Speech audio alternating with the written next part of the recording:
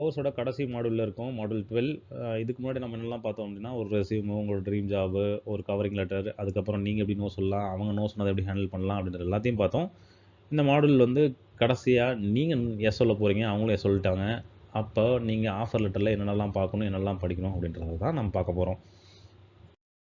So நீங்க ஒரு offer letter receive ஆனதுக்கப்புறம் என்னெல்லாம் படிக்கணும் அப்படின்னா, நான் ஆடிட்டரா ஒர்க் பண்றேன். ஸோ இந்த மாரி டாக்குமெண்ட்டா வந்து each and every line, every page நான் படிப்பேன். ஸோ அத தான் நானும் உங்ககிட்ட எதிர்பார்ப்பேன். ஸோ நீங்க அந்த ஆஃபர் லெட்டர்ல எல்லா டெர்ம்ஸ் அண்ட் கண்டிஷன்ஸும் இருக்கா? என்ன இருக்கு? என்ன இல்ல? அப்படின்றதையும் கிளியரா படிங்க.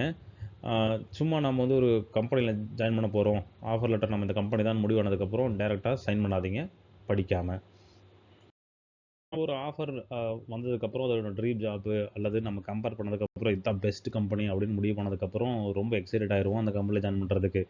ஸோ என்னதான் எக்ஸைட்மெண்ட் இருந்தாலும் ஒரு ஆஃபர் வந்ததுக்கப்புறம் உடனே சைன் பண்ணி உடனே கொடுக்கணும்னு நினைக்காதீங்க. ஒரு டே எடுத்துக்கங்க. அதை ஃபுல்லாக படிங்க. என்ன ஆக்சுவலாக டெர்ம்ஸ் அண்ட் கண்டிஷன்ஸ் என்ன எல்லாமே படிச்சதுக்கப்புறம் சைன் பண்ணுங்க.